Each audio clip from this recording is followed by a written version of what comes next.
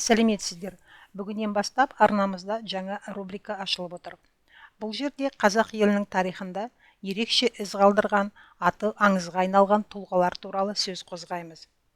Біздің ниетіміз әр қазақ, әсіресе жастар жағы өз елінің азаматтарын мақтан тұтып, сол тұлғалардың өмірбаянын біліп жүрсін дегеніміз. Арнамызға қолдау жасай жүріңіздер. Әлия Молдағұлова кеңес мергені, ефрейтор, кеңес одағының батыры.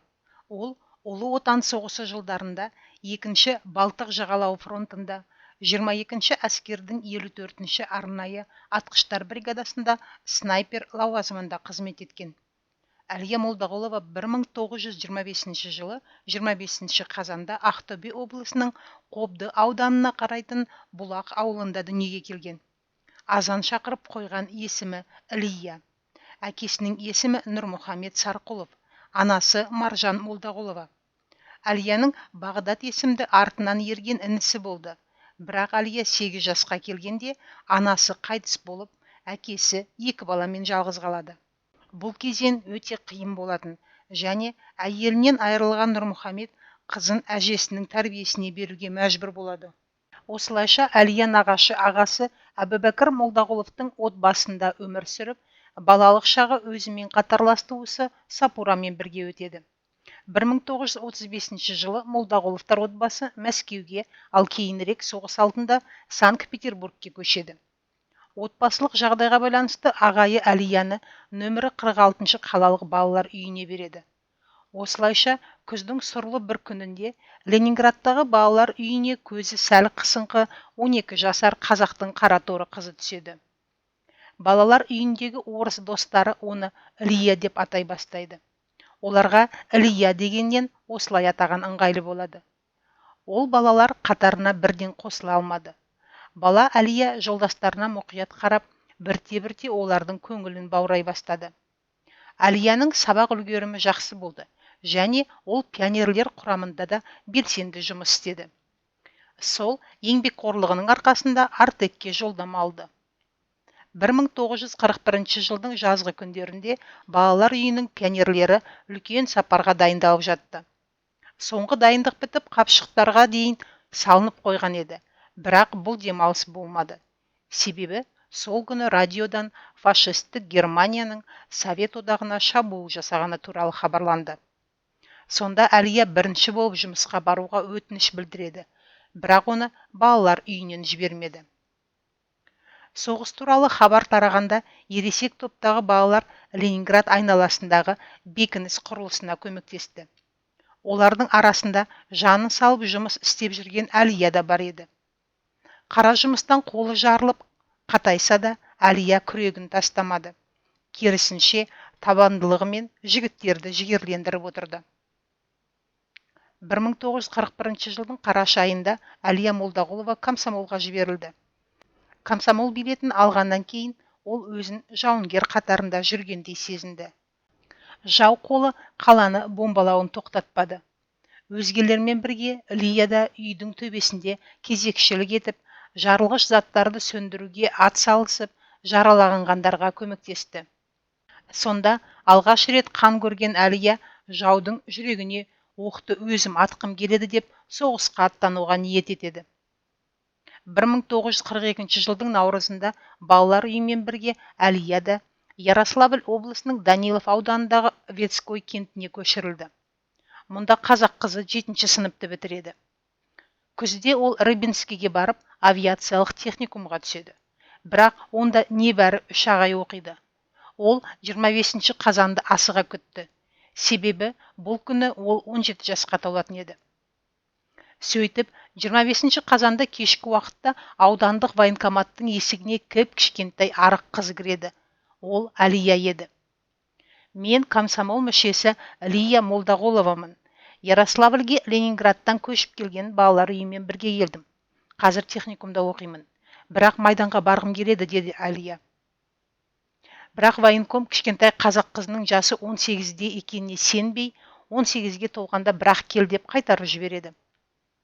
Әлия бірнеше рет армияға баруға өтініш береді, бірақ оның өтінішін қабыл алмайды. Майданға аттануға ұмтылған Надежда Матвеева да Лияның өзін соғысқа алу туралы өтінішін қабылдау үшін барын салғанын айтып есіне алады. Ақыры 1942 жылдың желтоқсанында Майданға аттануға деген үздіксіз өтініші бойынша Әлия снайпер нұсқаушылар мектебіне оқуға түседі. Сол күндері екі қыз Лия мен Надежда Матвеева дос болып кетеді. Кейіннен Надежда Лияның серіктесі болып, олар бірігіп снайперлік мылтықпен шабуыл жасайды. Қиындықтарға қарамастан Әлия қызығушылықпен оқыды. Майданға барып, жек көрінішті фашистерді атқысы келді. Сонымен қатар, ол бір ғана тілектің жеткіліксіз екенін түсінді. Ол бәрін шебер жасау керек екенін білді. Ал командирлер, нағыз снайпер бұл жоғары білікті маман. Қай жерде нағыз снайперлер болса, жауда 1 минуттық тыныштық болмайды дегенді құлаққа құйды. Бағдарламада арнайы және дене шынықтыру бойынша әртүрлі іс-шаралар болды. Сондықтан ептілік пен айлакерлік, төзімдік пен шыдамдылықты дамыту қажет болды. Бірақ негізгі міндет дәл тигізуді үйрену болатын. Әлия ұзақ уақыт бойы бірінші атысын жасаудан қорықты. Өйткені жауынгерлік мылтықтың құлақ тұндыратын даусының өзі үрейді ұшыратын. Взвод командирі оған: "Сен әлі асықпа, алдымен шүртпені бас" деп үйретті. Оқу барысында Әлия бүкіл казарманы тік тұрғызды. Бірде тәуліктік кезекші Әлияның казармада жоқ екенін байқап, рота командиріне баяндайды. Барлығы қызды іздейді.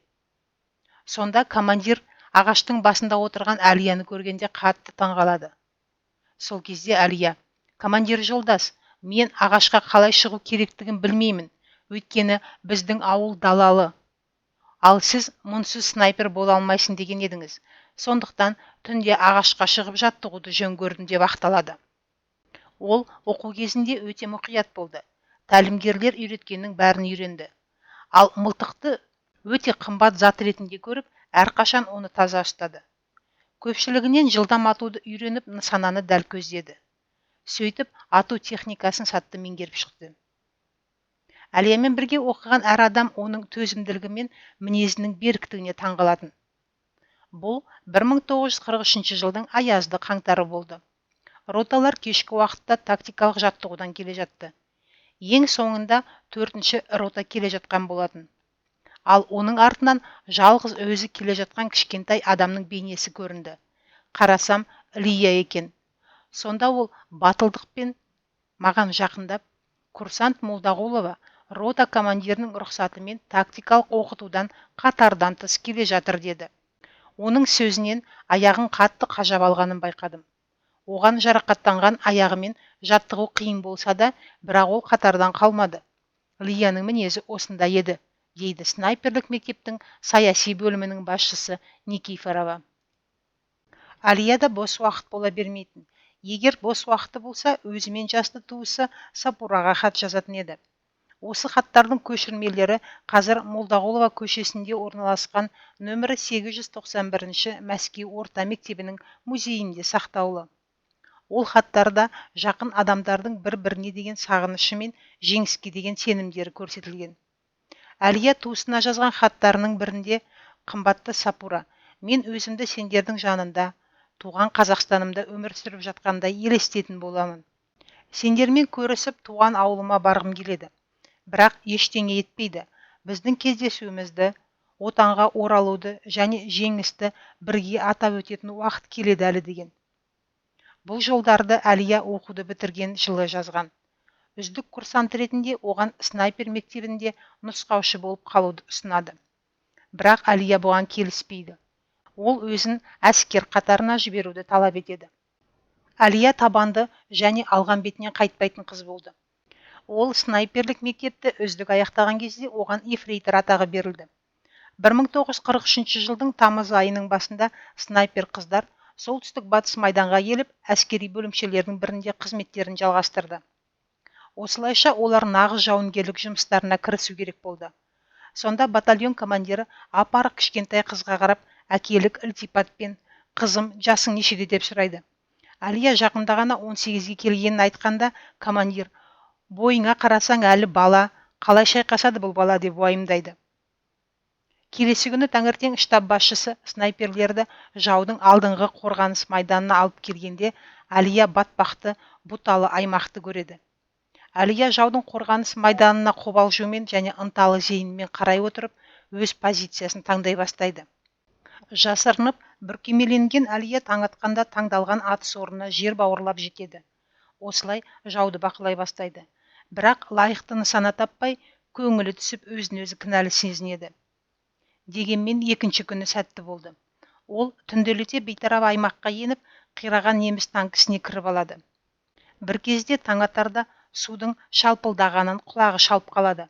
Қараса, өзеннің жағасында қарқылдап күліп отырған екі неміс әскері тұр екен. Сонда Әлия шүріппені ақырын басып тұрып, бір немісті жерге құлатып түсіреді. Суға соққылаған серіктесін көрген екіншісі дереу қаша жөнеледі. Бірақ Әлия оны да атып түсіреді. Ал стерео түтік шағып, үшінші рет оқ атқанда немістер оның қай жерде тұрғанын біліп қояды да танкке қарай оқ жаудырады.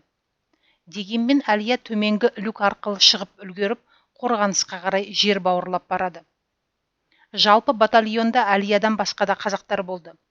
Әлия майданға келе салысымен оларды да басқара бастады. Ол бүкіл елге белгілі ақын Жамбыл Жабаевтың өлеңдерін оқып, орыс тілін білмейтіндерге әскери анттың ережелерін, жарғыларды түсіндіріп, отанына хат жазды. Мейірімділік пен елгезектік Әлияға туа берілген болса керек. Ал ерлік пен батылдықты, сондай-ақ кеңес халқына қайғы қасірет әкелген фашистерге деген жек көрінішті өзі тудырды. Ол әрқашан жеңіске жету үшін жауды аяусыз құрту керек деген өзіне берген антын ұстанып келді. Күзде, содан кейін қысқы суық басталғанда, старшиналар Молдағұловаға шақ келетін киім таппай әлек болатын. Майданға жіберілген киімдер кішкентай қазақ қызына үлкен болғандықтан, оларды қысқартуға тура келді. Әлия Молдағұлованың жауынгерлік өмірі туралы Әлия шайқасқан батальонның бұрынғы қолбасшы Федор Иванович Моисеевте айтып берді. 1943 жылдың 7 қарашасына қарай Моисеев саяси мәселелер жөніндегі орынбасарымен бірге 3-ші ротаға келеді. Сол кезде немістер қорғаныстың алдыңғы қатарында ауыр артиллериялық және пулеметтік оқ жаудырып жатқан болатын. Не болды, немістер шабуылға шықпады ма деп сұрады Моисеев рота командирінен. Сонда рота командирі: жоқ, олар шабуылға шықпады. Бірақ олар ефрейтор Молдағұлованың біздің қорғаныс аумағында 7 фашистің көзін жойғанына қатты ашуланды деп күліп жауап берді. Ал атыс басталғанда батальон командирі және саяси командир Әлияның келе жатқан мерекемен және оның жаңа жауынгерлік табысымен құттықтауға барады. Бірде Әлия Молдағұлова мен оның майдандас құрбылары жау позицияларына жақындау үшін бейтарап аймаққа өтуді шешеді. Олар сенімді түрде оқ ата алатын жерлерде жасырынғылар келеді. Бірақ немістер қыздарды байқап қалып, оларды тірідей қолға түсіру үшін тосқауыл қояды. Бірақ олардың бұл қулығы жүзеге аспады. Өйткені біраз уақыттан кейін Әлия фашистерді байқап, атыңдар оңбағанды деп жақын тұрған немісті атып түсіреді. Оның дауысын естіген құрбылары да еш саспастан оқ жаудырып, тағы екеуін өлтіреді. Бұнымен қоймай, қыздар жаудың 2 снайпершісін тұтқынға алады. Кеңес әскерлері қорғаныста болғанда, Әлия көптеген фашистің көзін құртады. Оның мылтығында комсомолдың орталық комитетінен өте жақсы атысы үшін деген металл пластинка болатын. Сондай-ақ дивизияның саяси бөлімінің құжаттарының бірінде 1943 жылдың қазан айынан бастап желтоқсанға дейін біздің бөлімше қорғаныста болғанда Әлия Молдағұлова фашистерді үздіксіз аңдып, өзінің мергендігімен 32 фашисті жойды делінген. 1943 жылдың желтоқсан айының ортасында қорғаныс желісін жаңа бөлімдерге өткізгеннен кейін бригада алдағы шабуылға дайындалу үшін Новосокольников ауданына аттанады. Ал кіп-кішкентай нәзік қыз осы уақыттың ішінде нағыз жауынгерге айналады. Майданда снайперлерді қорғап, олармен арнайы қажеттіліксіз тәуекел етпеуге тырысса да, әртүрлі қиын ұрыстарда да снайперлер жүрді. және олар барлауға да, шабуылға да және қорғанысқа да баруға мәжбүр болды. Бірде Әлия қарапайым шаруаның киімін киіп, барлаушылармен бірге жаудың орналасқан жеріне аттанады. Тиісті жерге жеткенде Әлия ең соңғы тұрған үйге кіреді. Ал онда екі неміс офицері тойлатып жатады. Сонда Әлия еш саспастан мылтығын алып, үргерген немісті бір оқпен атып түсіреді де, екіншісін тұтқындап жолдастарына әкеледі. Осылайша Әлия тұтқынға алған неміс офицері кеңес командиріне құнды ақпарат береді. Тағы бір кезде топтық барлауға қатысқанда ол жаудың тылынан бірінші болып неміс мина атқышын тауып алады. Сол кезде Әлия мина атқышқа жер жорғалап барып, оған граната тастайды. Осы батыл әрі шебер ерлігі үшін Әлияға марапат беріледі. 1944 жылы қаңтардың бірінші жартысында кеңес әскері шабуылға шықты. Моисеев батальоны Новосокольники Дноның маңызды теміржол желісін Насва станциясының маңында қысқартуға және қатты күшейтілген Казачиха кентін басып алуға тиіс болды. Осы кезде снайперші қыздар да қосымша оқ дәрілерді алып соғысқа қатысты. Жау қолы қолайлы тактикалық позицияны ұстай отырып, жойқын қарсылық көрсетті. Бұл ұрыста кеңес әскері үлкен шығынға ұшырады. Дегенмен кеңес әскері адам шығынының көп болғанына қарамастан жаудың қорғанысының бірінші желісін бұза алды. Насва теміржол вокзалына шабуыл жасау кезінде де Әлия батальон барлаушыларымен бірге әрекет етті. Жауынгерлер жау шабуылынан сәтті өткенімен, бірақ жолда атыс қайтадан басталып кетеді. Сол кезде Әлия жаудың мина атқышының кішкентай бір тасадан шығып тұрғанын байқап қалады. Сонда ол қолына граната алып, жер жорғалап жаудың мина атқышына жақындайды да гранатаны лақтырып жібереді. Осы сәтте айналада тыныштық орналады. Осылайша теміржол станциясына апаратын жол Әлияның арқасында ашылады. Бұл шайқаста Әлия гранатаның көмегімен станция маңында қарда жасырынып тұрған жаудың пулеметшілер тобын бұзады. Содан кейін ол қарсы шабуылдарды жоюға қатысты. Оның ротасы 9 рет қарсыластың қарсы шабуылына төтеп берді. Әлия мүлт етпестен жауға соққы берді. Ол снарядтың сынықтары қолына түскен кезде де мылтығын тастамады. Тіпті жарақаттанған жерін өзі таңып алатын. Ал оптикалық нысана бұзылған кезде ол қолына автомат алып, жауға қарсы шабуылын жалғастыра берді. Әлия мылтықпен де, гранатамен де епті әрекет ете отырып, 10 немістің көзін жойды. Басқа елді мекендер ішінде кескілескен ұрыс болды. Әлия тағы да жауынгерлерді өзімен ертіп кетіп, жаудың бекініс қорғанына бірінші болып кіріп, 12 неміс әскерін жойды. Жау әскері 3 рет қарсы шабуылға шықты. Олардың бірінде Әлия автоматпен тағы 28 немістің көзін жойып жіберді. Воева кентіндегі шайқас кезінде де Әлия Молдағұлова жауынгерлердің артынан ерте отырып, шайқастардың алдында жүрді. Әлия туысы Сабураға жазған хаттарының бірінде: «Менен ұзақ уақыт хат келмесе таң қалма. Осы мекен жайға жаз. Сонда себебін білесің. Туыстарға, ағайым мен апайыма менен сәлем айт. Егер балаларды көріп қалсаң, мен үшін беттерінен сүй. Өзіңнің денсаулығың, өмір туралы жиі жазып тұр. Мен жүрегімдегінің бәрін жеткізіп бітпейтіндіктен қайта жаза алмаймын. Бірақ сен жиі жазып тұр, қымбаттым. Бетіңнен сүйдім Әлия» деген еді. Өкінішке орай бұл хат соңғысы болды. Келесі күні таңертең ол Казачиха ауылы үшін жүргізілген шайқастың алдындағы қатарында жүрді. Қарсылас барлық жағынан бұл нысананы сақтап қалғысы келді. Жау қолы қарудың барлық түрімен оқ жаудырды. Бірақ кеңес әскерінің қорғанысын ештеңе бұза алмады. Шабуыл кезінде неміс траншеяларына кірген алғашқы батылдардың қатарында Әлия Молдағұлова да болды. Жау әскері өздерінде солдат санының көп болғанына қарамастан сескене қаша жөнелді. Бірақ қатты ызаланған Әлия олардың ізіне түседі. Сонда тар ордан неміс офицері шыға келіп Әлияны бас салады. Алайда Әлия шімірікпестен күші бірдей болмаса да неміс солдатымен жекпе-жекке түсті. Сонда Әлия айласын тауып, жерде жатқан мылтықты шапшаң көтеріп тұра қалды. мылтық дауысы бір мезгілде шықты. Өкінішке орай жаудың атқан оғы батыл патриот қыздың кеудесіне тиіп, бірнеше сағаттан кейін Әлия Молдағұлова қайтыс болады. Бірақ оның өлімі де ерлік болды. Әлия ақырғы демі таусылғанша отан үшін жанкешті ерлік көрсетті.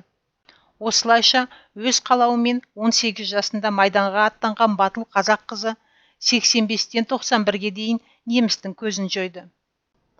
Соғыстан кейін Псков облысы Новосокольники ауданының әртүрлі жерлеріндегі жауынгерлердің сүйектері Казачиха деревнясынан 4 шақырым жердегі Манаково селосына кіреберістегі жотада бір ағайындық зиратқа әскери салтанатпен жерленді.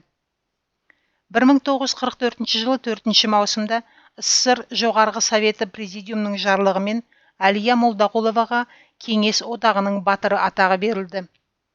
Ал 1965 жылы ұлы жеңістің қарсаңында Псков жеріндегі Манаковода Әлия атымен бауырластар зираты ашылды. Бұл жерде Казачихадағы қаза тапқан 2000-нан астам қызыл әскер сарбаздары жерленген. Көп жылдар бойы Әлия Молдағұлованың бейіті Псков ормандарындағы жаппай жауынгерлер бейіті деп есептелген. 2013 жылы Псковтық өлкетанушылар мерген қыздың жерленген жері болып саналатын бейіт бос екенін, олардың нұсқасы бойынша Әлия Молдағұлованың сүйегі Псков ормандарындағы жаппай бейітте жатқанын мәлімдеген. 2013 жылдың наурыз айында Әлия Молдағұлованың бейіті ашылған кезде қыздың сүйегі жоқ екені расталды.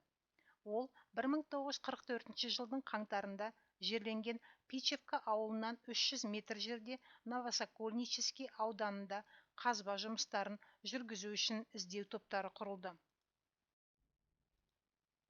Осы жұмыстар барысында кеңес жауынгерлерінің 173-ке жуық сүйегі табылып, қайта жерленді. Оның ішінде 3 әйелдің сүйегі де бар. Олардың бірінің сүйегі генетикалық сараптамадан өту үшін Әлия Молдағұлованың немере ағасына берілді. Ал қазақстандық генетиктердің пікірінше, Псков облысынан табылған қалдықтар Әлия Молдағұловаға тиесілі емес.